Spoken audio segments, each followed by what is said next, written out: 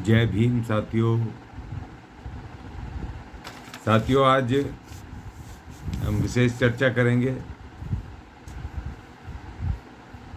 देश में चल रही उथल पुथल के विषय में, जहां देश में कई दो राज्यों में सबसे बड़ी घटनाएं जो रेप की घटनाएं हुई हैं, महिलाओं के साथ दरिंदगी की घटनाएं हो रही हैं, उसके ऊपर चर्चा करेंगे और थोड़ा राजनीतिक कलयुगी हनुमान को कैसे पहचान लिया माननीय मोदी जी ने, उसके ऊपर चर्चा करेंगे। सबसे पहले तो बंगाल में कलकत्ता में एक मेडिकल कॉलेज में ट्रेनिंग डॉक्टर के साथ जो उनके साथ दरिंदगी हुई और उनको बाद में मौत के घाट उतार दिया, वो मामला चल रहा है काफ़ी दिन से, बहुत तूल पकड़ रहा है। बहुत शर्मनाक मामला है ये, बहुत दुखद मामला है। और वहाँ की सरकार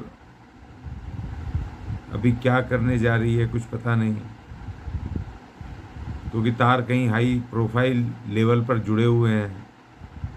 क्योंकि मेडिकल कॉलेज में ऐसा बताया जा रहा है कि उसमें कुछ गलत तरह का प्रोफेशन भी चलता था और उसके ऊपर तमाम लोग मैदान में खड़े हैं, लगातार वहाँ पर संघर्ष चल रहा है। क्योंकि एक बेटी बड़ी मुश्किल से पढ़ लिख करके MBBS की तैयार वहाँ ट्रेनिंग डॉक्टर बन करके वहाँ ट्रेनिंग कर रही थी। उनके माँ बाप कितनी मुश्किल से पढ़ाते लिखाते हैं, उसके बावजूद एक बच्ची को उसका साथ जो दरिंदगी हुई, शारीरिक दरिंदगी, और उसके साथ में उसको मौत के घाट उतार दिया गया। ये बहुत शर्मनाक है, निंदनीय है, दुखद है। मैं मांग करता हूँ बंगाल सरकार से कि तुरंत इसके ऊपर तुरंत से तुरंत एक्शन ले, उनके परिवार वालों को न्याय दें, मुआवजा दें और उनके प्रति सहानुभूति अपनी व्यक्त करें उनके परिवार के साथ। और बंगाल सरकार को अपनी जिम्मेदारी का एहसास होना चाहिए, क्योंकि लगातार बंगाल में कुछ ना कुछ घटनाएं हो रही हैं। दूसरा, अभी हाल ही में एक आध दिन पहले की घटना है, गाजियाबाद में एक नाबालिग लड़की के साथ कुछ दरिंदों ने ज़बरदस्ती उनके घर में घुस कर के ही उसके साथ दरिंदगी की है। वो गरीब परिवार है, माता, उनकी जो माँ है लड़की की, बेचारी कहीं कोठी बंगलों में काम करती हैं, पिता बेचारा दिहाड़ी मजदूरी करते हैं। और इस तरीके से मौके का फ़ायदा उठा करके बेचारी 14-15 साल की बेटी है वो, ये दरिंदे मौका देखते हैं कि इनके माँ बाप, गरीब माँ बाप घर से बाहर जाएं और बच्चियां घर में अकेली हों, और तुरंत जा कर के वो धावा बोल देते हैं और डरा करके, धमका करके उनके साथ अमानवीय बर्ताव करते हैं। तो ये बिल्कुल ठीक नहीं है। ऐसे दरिंदों को गिरफ्तार करें। अभी तक एक ही गिरफ्तार हुआ, सुना 4-5 हैं। और इतनी कड़ी सज़ा दी जाए कानून के तहत। और वैसे भी कानून में अब तो जो नए कानून बने हैं उसमें बड़ी कड़ी सज़ाएं इन सब चीज़ों के लिए हैं। तो कड़ी से कड़ी सज़ा ऐसे दरिंदों को दी जाए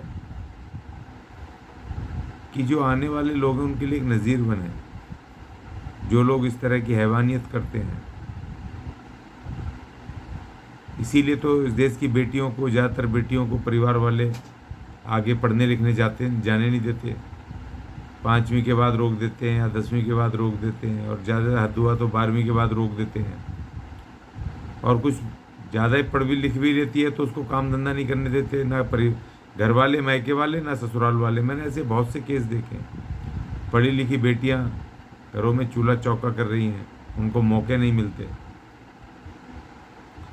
तो इसी डर से कि हमारी बेटी कम से कम सुरक्षित तो रहेगी, घर में रहेगी। अब तो घर में भी सुरक्षा अब नहीं मिल पा रही है, तो ये अपने आप में बहुत शर्मनाक है। और जो तीसरी खबर इस समय राजनीति में चल रही है, कलयुगी हनुमान चिराग पासवान स्वयंभू, स्वयं घोषित मोदी जी का हनुमान, हनुमान जी के नाम को भी, हमारे प्रिय भगवान हनुमान जी के नाम को भी बदनाम किया इसने। मोदी जी लेकिन पहचान गए इसको, इस कलयुगी हनुमान को, धोखेबाज को। माननीय प्रधानमंत्री जी ने इसको बहुत इज्जत मान सम्मान दिया, लेकिन जिस तरीके से इसने अनुसूचित जाति जनजाति की, गरीब वंचित जातियों के जो अधिकारों के ऊपर हमला बोला, कुठाराघात किया, माननीय प्रधानमंत्री जी के फैसले को, कैबिनेट के फैसले को डायरेक्ट सड़कों पर चुनौती दे दी। जिस तरीके से और 2-3 मामले सरकार के थे, इसकी वजह से उनको, सरकार को स्टेप बैक होना पड़ा। तो ये जल्दी पता चल गया कि ये जो हनुमान जी, जिन्होंने कि बिना कुछ विरोध किए, बिना कुछ सवाल पूछे, बिना कुछ नजर उठाए, भगवान श्री रामचंद्र जी ने जो भी आदेश दे दिया उसको आंख मूंद करके, अपना धर्म मान करके उसका पालन किया। और एक ये कलयुगी हनुमान अपने आप को कह रहा, हनुमान जी के नाम को बदनाम कर रहा है। कैबिनेट ने जब फैसला ले लिया कि हम क्रीमी लेयर लागू नहीं करेंगे, उसके बावजूद इसने सुप्रीम कोर्ट के ऑर्डर को, कैबिनेट के ऑर्डर को सार्वजनिक तौर पर बदनाम किया, उसके विरुद्ध विद्रोह किया। और तो और, जो चंद लोगों ने भारत बंद बुलाया था, एक जाति के लोगों ने जो भारत बंद का कॉल दिया था 21 अगस्त को, उस भारत बंद को समर्थन किया। इसका चरित्र मैं बोल रहा था बार बार, माननीय प्रधानमंत्री जी, ये कलयुगी हनुमान है, ये असली हनुमान जी नहीं है। ये धोखा देगा आपको, ये बहुत धोखेबाज है। वक्फ बोर्ड के मामले में, आरक्षण में कोटे के मामले, सुप्रीम कोर्ट के आदेश के मामले में, और 1-2 मामले में ये विद्रोह कर रहा, खुला विद्रोह।